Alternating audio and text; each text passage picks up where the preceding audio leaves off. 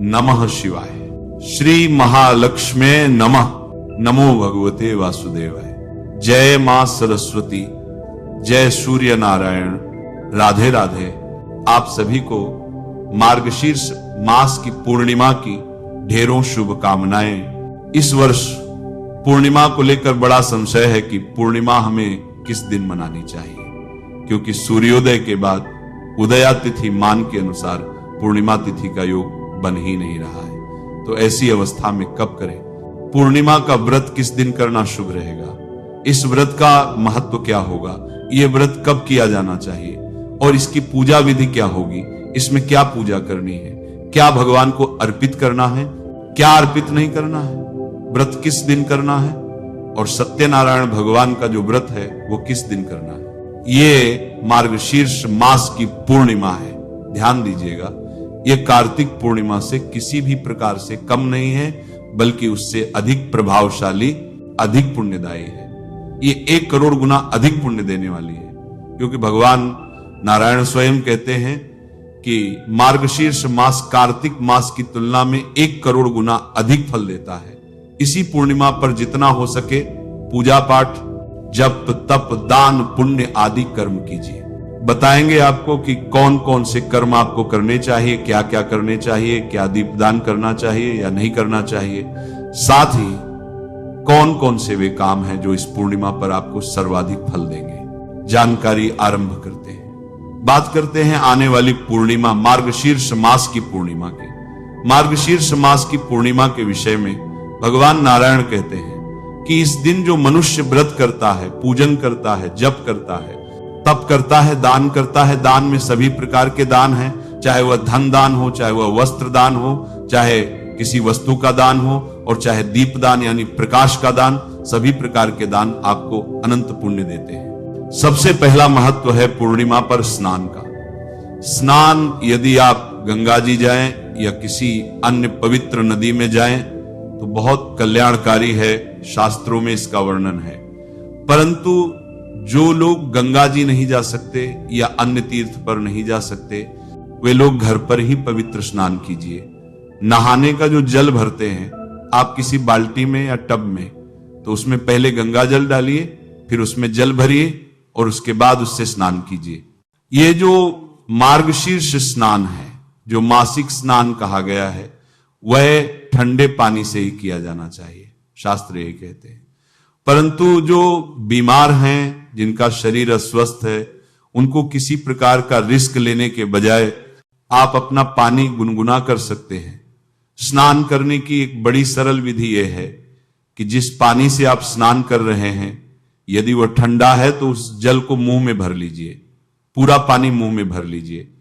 जितना हो सके आपका नहाने का जल यदि शीतल है तो शीतल जल को मुंह में भर लीजिए और फिर आप उससे स्नान कीजिए। आपको ठंड नहीं लगेगी, जुकाम नहीं लगेगी। ये वो विद्या है जो पहाड़ों में रहने वाले, हिमालय में रहने वाले बड़े बड़े योगी अपनाते हैं। तो इस प्रकार से आपने पवित्र स्नान करना है। अगर काले तिल घर पर हो तो काले तिल भी आप उस जल में डाल लीजिएगा, कल्याणकारी रहेगा। पवित्र स्नान के बाद आपको भगवान का पूजन करना, और फिर दान की बात आती है। भगवान नारायण का पूजन करेंगे, भगवान विष्णु का पूजन करेंगे। आपके घर में शालिग्राम भगवान है क्या? तो शालिग्राम भगवान को स्थापित कीजिएगा, अन्यथा लड्डू गोपाल को स्थापित कीजिएगा। जो भगवान का पूजन आप करते हैं वह तो करेंगे ही, इसके अतिरिक्त आप भगवान शालिग्राम को या लड्डू गोपाल जी को स्नान कराइएगा। कैसे स्नान कराना है? 1 लोटे में पहले थोड़ा गंगा जल भरिए, फिर शुद्ध जल भर लीजिए और शंख के माध्यम से कोई भी छोटा सा शंख लीजिए, शंख में वह जल भरिए और भगवान लड्डू गोपाल के मस्तक पर उसे अर्पित कीजिए, सिर पर डालिए। और अगर आपके शालिग्राम भगवान हैं तो उनको नहलाइए, उस जल से, शंख से वे जल अर्पित कीजिए, प्रेम से नहलाइए। मंत्र क्या बोलेंगे? दामोदराय नमः, दामोदराय नमः, दामोदराय नमः। क्योंकि भगवान श्री कृष्ण को यह दामोदर नाम अत्यंत प्रिय है। इस माह में दामोदर नाम की महिमा बहुत अधिक है। यह नाम भगवान श्री कृष्ण को तब दिया था मां यशोदा ने, जब उन्होंने पहली बार मक्खन चुराया था। जब माखन चोरी की थी, मटका फोड़ा था, तो मां यशोदा ने उन्हें दामोदर नाम दिया था। ये बड़ा प्यारा है भगवान को इस माह में। तो ये मंत्र बोलते हुए आप भगवान को स्नान कराइए। उसके बाद जो चरणामृत निकला है, पादोदक निकला है, उसका सेवन कीजिए। उस जल को अपने मस्तक पर लगाइए थोड़ा सा, और उसके बाद उस जल को पी लीजिए। अधिक नहीं, एक शंख में भी आप भरकर अर्पित कर रहे हैं, वो भी काफी रहेगा, उसको पी लीजिए। ये अनंत पुण्य देने वाला है, शास्त्र कहते हैं। यहां तक कि यदि आप मार्गशीर्ष महात्म्य सुन रहे हैं तो उसमें भी आगे वर्णन आने वाला है अगले कुछ अध्यायों में, कि जो इसे करता है वह मोक्ष का भागी होता है। उसे दोबारा जन्म लेना ही नहीं पड़ता, वह जन्म मरण के चक्कर से ही मुक्त हो जाता है। उसे भगवान विष्णु का सान्निध्य प्राप्त होता है, उसके जीवन के सभी संकट नष्ट हो जाते हैं। इसीलिए अगर पूरे मार्गशीर्ष मास में आपने ये नहीं किया है तो कम से कम पूर्णिमा के दिन आप इसे अवश्य कीजिए। इसके बाद आप उनकी पंचोपचार से पूजा कीजिए, अच्छे से पोंछ दीजिए, वस्त्र अर्पित कीजिए, वस्त्र पहनाइए। नहीं तो मौली का एक टुकड़ा लीजिए, वह अर्पित कीजिए। वस्त्र अर्पित करके भगवान को जनेऊ है तो जनेऊ कीजिए, नहीं है तो कोई बात नहीं। आप भगवान को तिलक लगाइए, चंदन लगाइए, अक्षत लगाइए, पुष्प अर्पित कीजिए।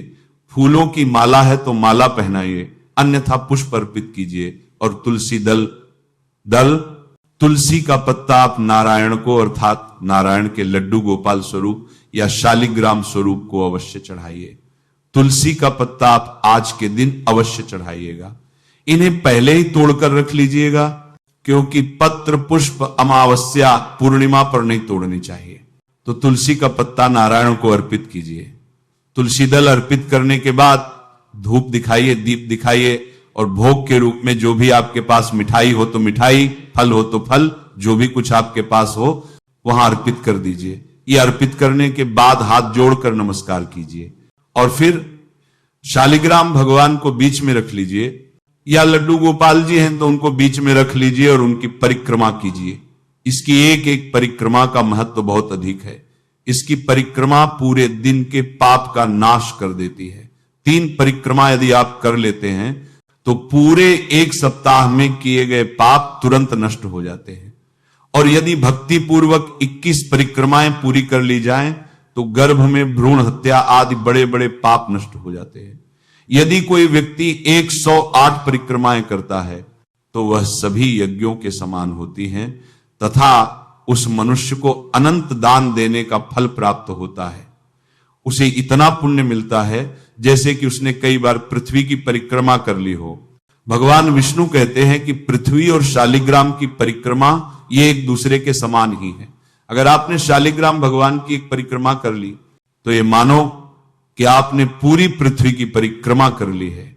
इसीलिए आज के दिन आपको शालिग्राम भगवान की परिक्रमा करनी चाहिए, करके साष्टांग प्रणाम करना चाहिए।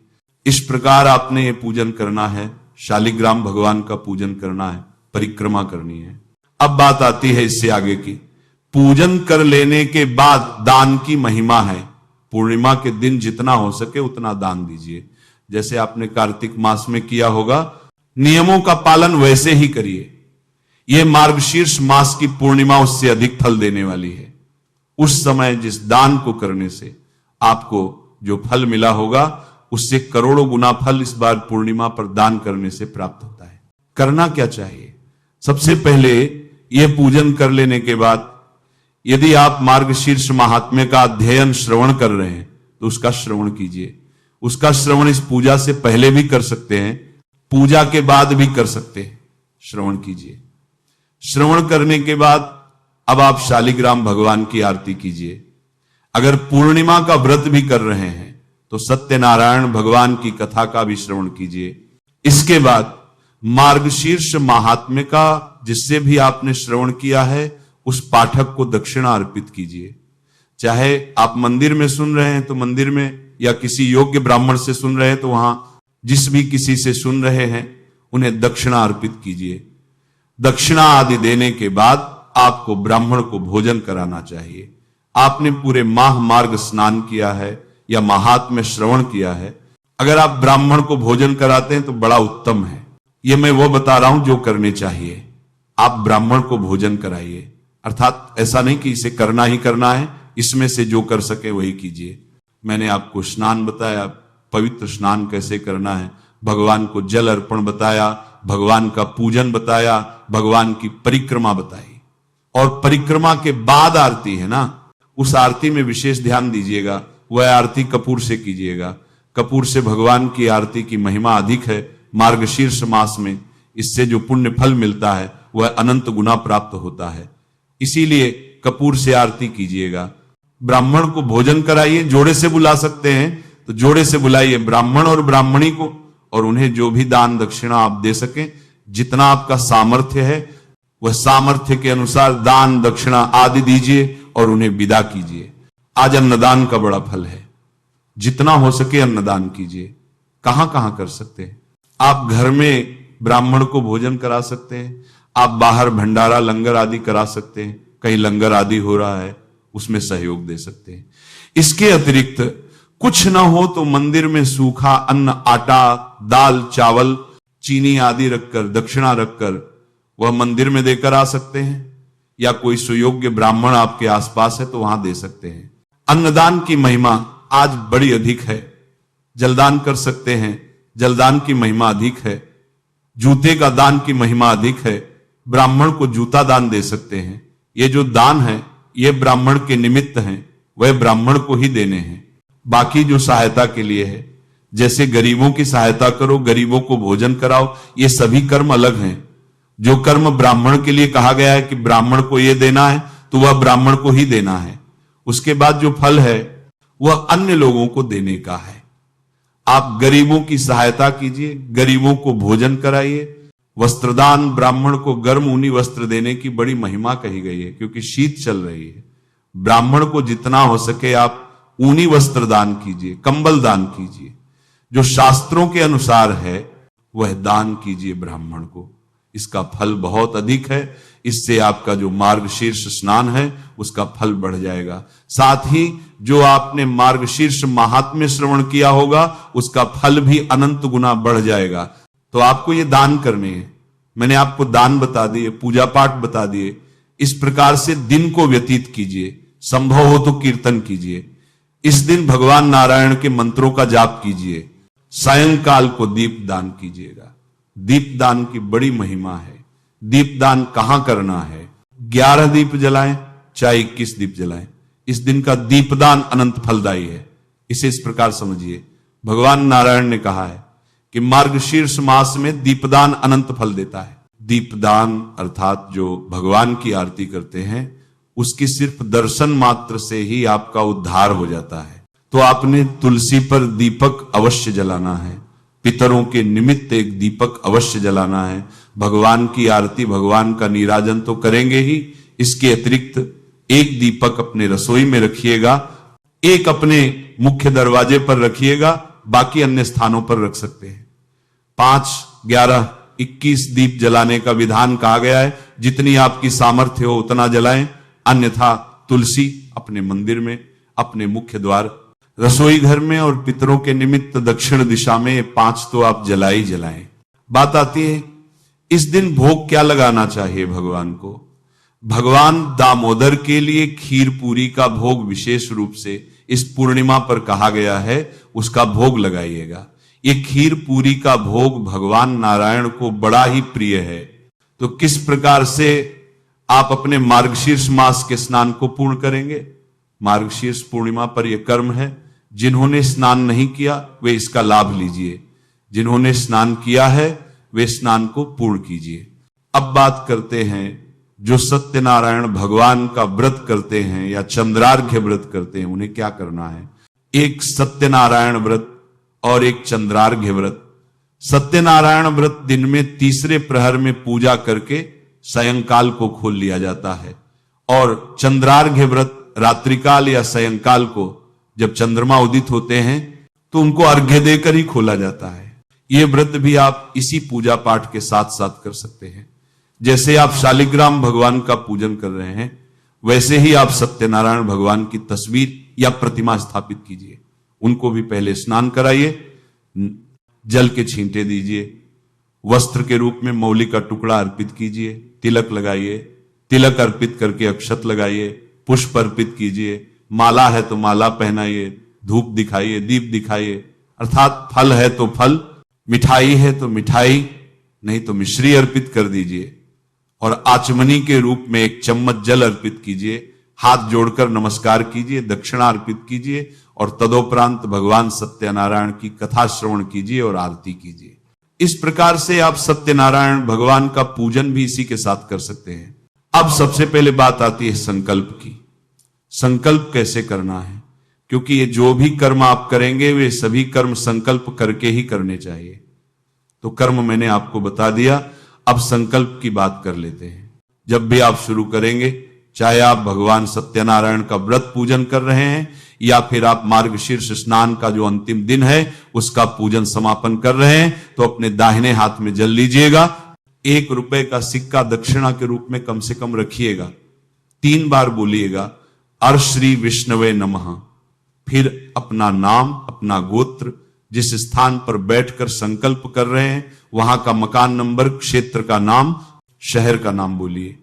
फिर कहिए मैं अमुक व्यक्ति मार्गशीर्ष पूर्णिमा के पुण्य अवसर पर आयु आरोग्य संपत्ति प्राप्ति की कामना से भगवान दामोदर का पूजन, सत्यनारायण व्रत पूजन, मार्गशीर्ष स्नान महात्म्य का समापन करने का संकल्प लेती हूं। और वह संकल्प जल व सिक्का भगवान के चरणों में अर्पित कर दीजिएगा। ये आपने करना है और उसके बाद जो पूजन बताया है उस विधि से पूजन करना है। अब बात करते हैं कि ये पूर्णिमा है कब, क्योंकि पूर्णिमा तिथि का इस बार क्षय हो गया है और क्षय हो जाने के कारण पंचांग में पूर्णिमा लगाई नहीं गई, क्योंकि मार्गशीर्ष पूर्णिमा तिथि जो है वह शुरू हो रही है गुरुवार 4 दिसंबर को सुबह 8:37 पर और शुक्रवार 5 दिसंबर को सुबह 4:43 पर समाप्त होगी। अब ऐसे में 2 दिन सूर्योदय के समय पूर्णिमा नहीं है। 4 तारीख को सूर्योदय के बाद आ रही है और 5 तारीख को सूर्योदय से बहुत पहले ही समाप्त हो जा रही है। नियमों का ध्यान रखते हुए आपको पूर्णिमा करनी चाहिए 4 दिसंबर को, क्योंकि इस दिन 8:37 से पूरी तिथि रहेगी, पूरे दिन रहेगी और चंद्रमा का उदय भी पूर्णिमा तिथि में ही रहेगा। तो पूर्णिमा का त्योहार मार्गशीर्ष पूर्णिमा 4 दिसंबर को मनाई जाएगी। गुरुवार का दिन है, बड़ा ही उत्तम दिन है, इसीलिए इसका पूरा लाभ लीजिए। जितना कर सकेंगे उससे कई गुना अधिक आपको पुण्य प्राप्त होगा। भगवान सब पर कृपा करे। नमः शिवाय। श्री महालक्ष्मी नमः। नमो भगवते वासुदेवाय। जय मां सरस्वती। जय सूर्य नारायण। राधे राधे।